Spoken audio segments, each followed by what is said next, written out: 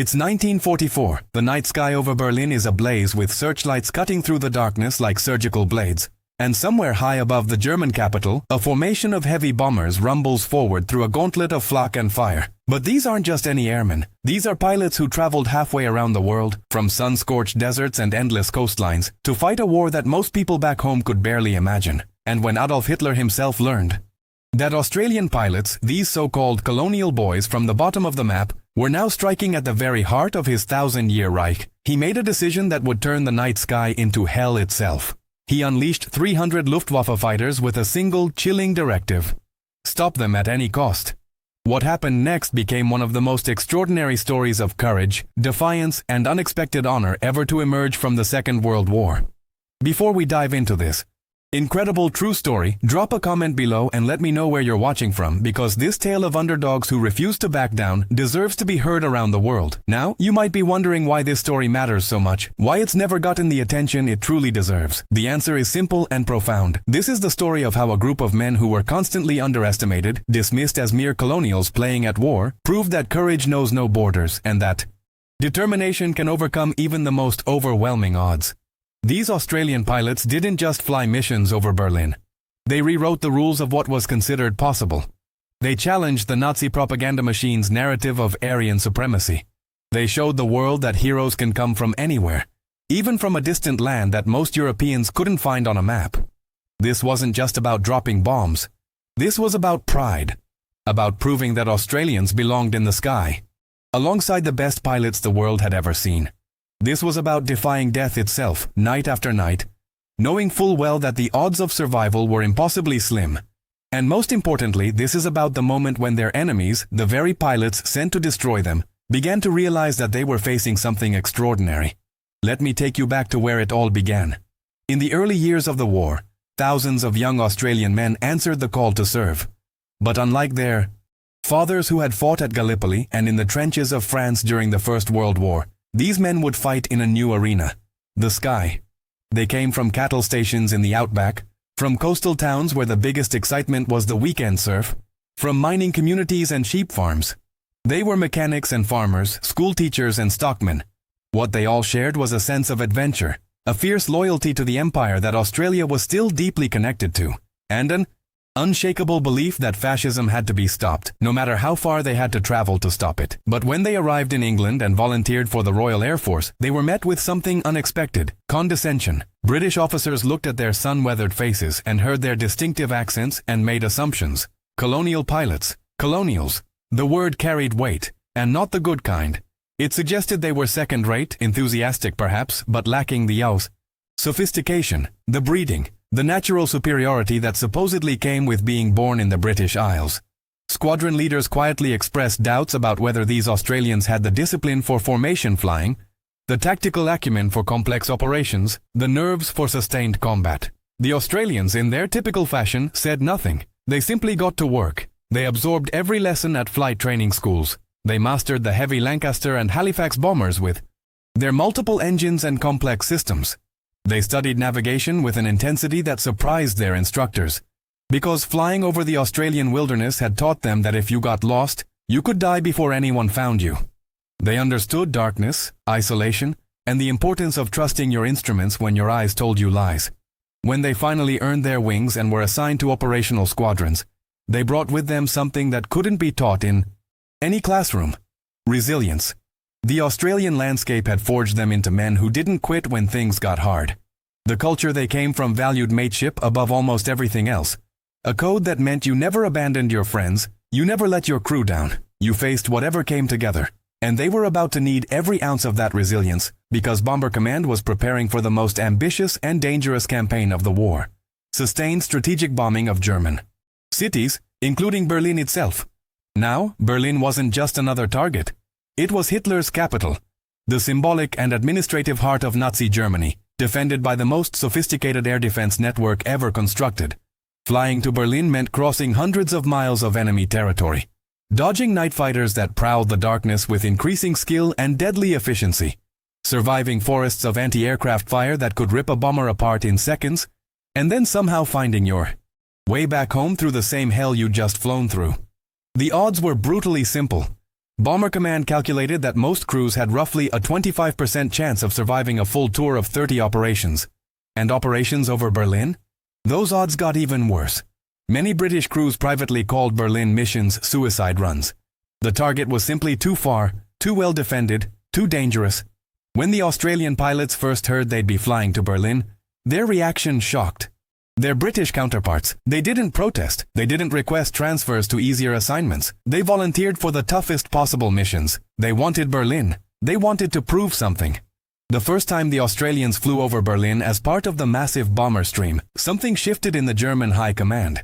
Intelligence reports started landing on desks in the Reich Chancellery, noting the presence of Australian squadron markings, intercepted radio chatter with distinctive accents, prisoners of war from downed aircraft who identified themselves as Australians. At first, this information was dismissed as insignificant.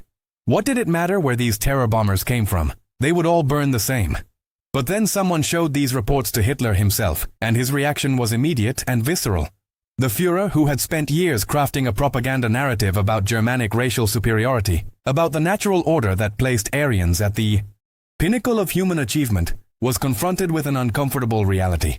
Men from the furthest reaches of the British Empire, colonials from a land populated partly by convict descendants, were now bombing his capital with impunity.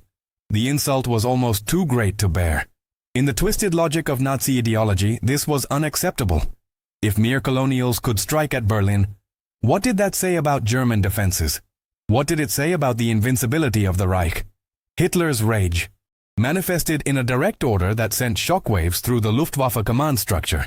He demanded that 300 fighters be concentrated specifically to intercept and destroy the bomber formations that included these Australian crews. 300 fighters. To put that in perspective, that was an enormous concentration of air power, representing a significant portion of Germany's remaining fighter strength. Fuel was already scarce. Experienced pilots were dying faster than they could be replaced. The Eastern Front was collapsing. The Western Front was under immense pressure after D-Day. And yet, Hitler was willing to commit this massive force to what was essentially a matter of wounded pride. The Luftwaffe generals understood the strategic implications. This wasn't just about stopping bombers. This was about making a statement, about destroying these upstart colonials so thoroughly that the story would spread, that the myth of German invincibility could be preserved even as the Reich crumbled. The orders went out. Hunt the Australians. Show no mercy. Make them pay for their audacity. The night the Luftwaffe launched its massive concentrated assault, the Australian crews had no idea what was waiting for them. They went through their pre-flight rituals as always, checking instruments, testing controls, sharing quiet jokes to ease the tension that never really went away no matter how many missions you flew. The Lancaster bombers, heavy with fuel and explosives, lumbered down the runways and clawed their way into the darkening sky. As they formed up and set course for Berlin, navigation lights briefly flickering in the darkness before being extinguished for the flight into enemy territory, the men settled into the grim routine of a long-range bombing mission. Hours of cold, cramped tension punctuated by moments of sheer terror. The pilots held formation.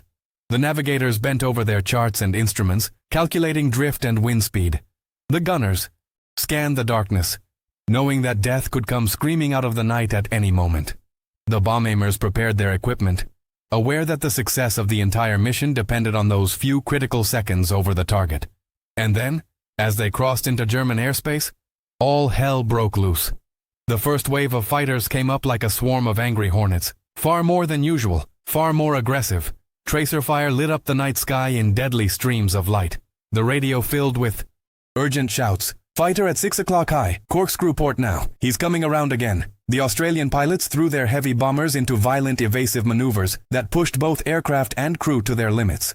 Lancasters and Halifaxes aren't nimble. They're big, laden with tons of bombs and fuel, designed for endurance, not aerobatics. But the Australians had learned to make them dance. They'd roll these massive aircraft in twisting, dropping spirals that made fighters overshoot. They'd coordinate with their gunners, turning into attacks at the last moment to give their guns a clear shot. They fought with a ferocity that took the German pilots by surprise. These weren't the terrified bomber crews they'd become accustomed to, desperately trying to flee. These were pilots who fought back, who maneuvered aggressively, who refused to go down easy. The battle raged across hundreds of miles of night sky. Bombers fell, trailing flames as they tumbled toward the earth below. Their crews either trapped inside or scattered as parachutes in the darkness. But for every bomber that went down, the Australians claimed kills of their own. Rear gunners scored hits on attackers. Mid-upper gunners walked fire across fighter wings. And still the formation pressed on toward Berlin. The Luftwaffe couldn't believe it. They threw wave after wave of fighters at the bomber stream, expending ammunition at an unsustainable rate. And still the Australians kept coming. The sheer determination was almost incomprehensible. These were men who had already beaten impossible odds just by surviving their previous missions. They'd already proven themselves dozens of times over. They had every reason to break formation, to scatter, to run for home. Instead, they tightened up their formation and pressed on. In the cockpits of Messerschmitt and Focke-Wulf fighters, even as they lined up for another attack run, German pilots began to feel something unfamiliar, respect mixed with a creeping sense of doubt. Who were these men who simply refused to break? Over Berlin itself, the scene was apocalyptic. Searchlights formed a cage of light over the city, trying to pin the bombers for the flak batteries. The sky filled with black puffs of exploding shells, each one capable of shredding an aircraft. And through this maelstrom, the Australian crews maintained their bombing runs. The bomb aimers, lying prone in the nose of their aircraft with the entire deadly spectacle visible. Beneath them, calmly called out corrections. Left, steady, steady, bombs gone. The massive weapons tumbled away into the night, falling toward the factories and rail yards and military installations below. The explosions lit up the city in waves of fire. And then the bombers turned for home, running a gauntlet back through the same hell they'd just penetrated. The fighters followed them, harrying them all the way to the border. Some Australian crews made it back with their aircraft so shot up, so damaged that ground crews couldn't believe they'd stayed in the air. Tail sections hung by threads. Wings had gaping holes. Hydraulics failed. Engines sputtered. But they'd made it. They'd struck Berlin, faced the full fury of Hitler's concentrated fighter force, and they'd made it home. The reports that reached Hitler the next day must have made for difficult reading. Yes, they'd shot down bombers. But the Australians had reached Berlin. They'd dropped their bombs. They'd fought their way out. And perhaps most galling of all, the intelligence intercepts suggested that these colonial pilots were actually celebrating. That they were joking about coming back for more. That they showed no sign of being intimidated. For Hitler, this was incomprehensible. The entire point of the massive fighter deployment had been to break them, to make an example, to demonstrate that challenging the Reich came at an unbearable cost. Instead, the Australians had proven something else entirely. That courage and skill mattered more than origin, that these supposed colonials could stand toe-to-toe with Germany's best and not just survive, but succeed. The propaganda value of this was disastrous for the Nazi narrative. If Australians could do this, what did that say about all the other supposedly inferior peoples that Nazi ideology had dismissed? But here's where the story takes its most unexpected turn, where something profound happened that transcends the simple narrative of combat. Among the Luftwaffe pilots who had flown those desperate intercept missions, word began to spread through unofficial channels. Through the quiet conversations that happened in mess halls and barracks when the officers weren't listening. They talked about the Australian crews, about how they flew, about how they fought, about how they never gave up. And slowly, reluctantly at first, a grudging respect began to grow. These German pilots, who had been indoctrinated for years with Nazi ideology about racial hierarchies, who had been told that Germans were naturally superior warriors, were confronted with undeniable evidence that they'd been lied to. The Australians weren't inferior. They were extraordinary. One German pilot, whose identity was later revealed in post-war interviews, described watching an Australian Lancaster execute a corkscrew maneuver that he'd never seen before, rolling that massive aircraft through the sky with such precision that he'd overshot his attack run. He said it was beautiful, the word he used, beautiful, to describe the flying of an enemy who should have been easy prey. As the war ground on and more missions were flown, something even more remarkable happened. On several occasions, German fighters that had damaged Australian bombers but failed to shoot them down would break off their attacks when they saw the bomber was heading out of German airspace. They could have finished them off, should have by any military logic, but they didn't. Later, analysis suggested that some German pilots had developed a code, an unspoken rule. If the Australians had fought well, if they'd earned their survival through skill and courage, then once they were leaving German territory, they'd earned safe passage. This wasn't official policy. It wasn't orders from above. It was something more fundamental, a recognition between warriors that transcended the war itself. The Australians were no longer just targets. They were adversaries worthy of respect, and, in the brutal calculus of aerial warfare, that meant something profound. The transformation wasn't universal, of course. Many German pilots continued to press their attacks without mercy, following their orders to the letter. Many Australians died in the night skies over Germany. Their names added to the growing memorial lists that represented an entire generation's sacrifice. But the fact that this shift happened at all, that even some enemy pilots came to see these colonial boys as equals, as brothers in arms despite fighting for opposite sides, speaks to something deeper than any propaganda could reach. It speaks to a universal truth about human nature. That courage recognizes courage, that skill respects skill, that when you face someone in combat who refuses to quit, who fights with honor and determination, something fundamental shifts in how you see them. The Australians hadn't just proven themselves to the RAF commanders who once doubted them. They'd proven themselves to their enemies.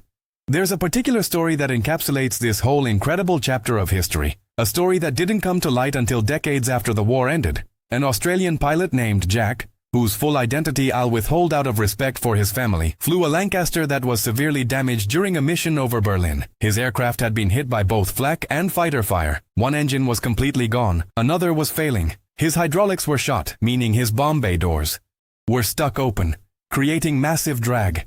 His navigator had been wounded by shrapnel. Every indicator suggested they should bail out, take their chances as prisoners of war. But Jack looked at his wounded navigator, looked at his crew, and made a decision. They were going home together. He nursed that broken Lancaster west, losing altitude slowly, unable to maintain formation, completely vulnerable to any fighter that wanted an easy kill. And sure enough, as they limped across the German countryside, a Focke-Wulf appeared alongside them. The German pilot flew in close formation, close enough that Jack could see his face in the moonlight. For several long minutes they flew together, hunter and prey. And then the German pilot did something extraordinary. He saluted, a crisp military salute, one warrior to another, and then he peeled away and disappeared into the night. He'd let them go. Jack brought his crew home. Every single one of them survived the war. After the war, Jack spent years trying to find that German pilot, to understand why he'd shown mercy. He never did find him. But through various interviews with former Luftwaffe pilots, a picture emerged. The German fighter pilots who had faced the Australians consistently described them with words like stubborn, fearless, skilled, determined. They said the Australians flew like men who had nothing to lose and everything to prove. They said it was impossible not to respect that kind of courage, even when you were supposed to destroy it. One former Luftwaffe ace, in an interview conducted in the 1970s, put it simply, "We were told they were inferior. We learned very quickly that we were the ones who had been given inferior information. Those Australian crews were among the best bomber pilots in the war. Fighting them made us better pilots, because they demanded excellence from us. That might be the highest compliment one warrior can give another.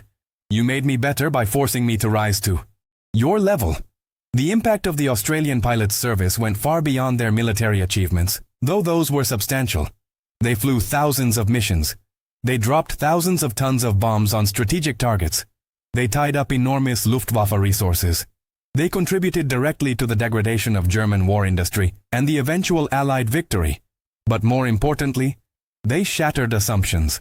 When they returned home after the war, they carried with them a quiet confidence that transformed Australian society in subtle but important ways. They'd proven that Australians didn't need to accept being called colonials, didn't need to see themselves as somehow less than Europeans. They'd stood on equal footing with the best in the world, and more than held their own. That collective confidence, that national pride, rippled through Australian culture for generations. It contributed to Australia's eventual movement toward full independence from Britain, toward forging its own identity on the world stage. For the Luftwaffe pilots who survived the war, many carried their own transformation. The Nazi ideology that had defined their youth had told them lies about human worth and racial hierarchies. Combat had revealed those lies in the most direct way possible. Those who were honest with themselves had to confront the fact that courage, skill, and honor weren't determined by birthplace or supposed racial background. They were determined by character. In the years after the war, as Germany rebuilt and reckoned with its horrific past, some of these former fighter pilots spoke publicly about their experiences. They talked about the Australian bomber crews as a turning point in their own understanding, a moment when the propaganda fell away and they saw clearly. One wrote in his memoirs, "When you're at 20,000 feet in the dark, trying to kill a man who's trying to kill you, Politics disappears. All that matters is skill and courage. The Australians had both in abundance. They taught me that my government had lied to me about what made a man worthy of respect. That's redemption speaking. The painful process of unlearning hate and recognizing shared humanity. The moral of this story resonates across decades and continents, speaking to challenges we still face today. It's a story about the danger of underestimating people based on where they come from or how they speak. It's a story about how prejudice and assumption blind us to truth and talent. It's a story about courage in the face of impossible odds, about men who knew they probably wouldn't survive but flew anyway because some things matter more than personal safety. It's a story about how war, for all its horror and waste, can sometimes reveal fundamental truths about human nature that peace allows us to forget. It's a story about redemption, both for those who prove themselves against doubt and for those who learn to see past their indoctrination to recognize worth in their enemies. Most fundamentally, it's a story about the power of actions to change minds. The Australians didn't convince anyone with arguments or speeches. They convinced them by showing up, by doing the job, by refusing to quit when quitting would have been the sensible thing to do. If you take nothing else from this story, take this.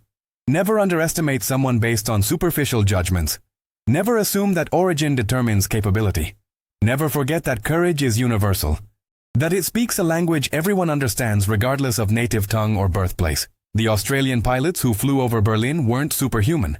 They were young men, scared and cold and far from home, doing a job that terrified them because it needed doing. They became extraordinary because they refused to let doubt, either their own or others, define their limits. They became legendary because they proved that the human spirit, when tested, can rise to challenges that seem impossible. And they earned respect from their enemies not through cruelty or dominance, but through competence, courage, and an unbreakable determination to see their mission through no matter the cost. That's a lesson that transcends any single war or conflict. That's a lesson about what it means to be human at our very best. So the next time someone tells you that people from a certain place or background can't do something, that they're not good enough or smart enough or brave enough, remember those Australian pilots climbing into their Lancasters on cold English nights, knowing that Berlin waited at the end of a long, dark journey, knowing that Hitler had sent 300 fighters specifically to destroy them, and flying anyway. Remember that they proved everyone wrong not with words, but with deeds. Remember that their former enemies ended up respecting them more than their own allies initially did. Remember that courage recognizes courage, that excellence demands respect, and that the WWII human capacity for both achievement and redemption knows no borders. If this story moved you, if it made you think differently about what's possible when people refuse to accept limitations, hit that like button, leave a comment sharing your thoughts on what we can learn from these incredible pilots. Share this story with someone who needs to hear it, and subscribe because history is full of stories like this that deserve to be told.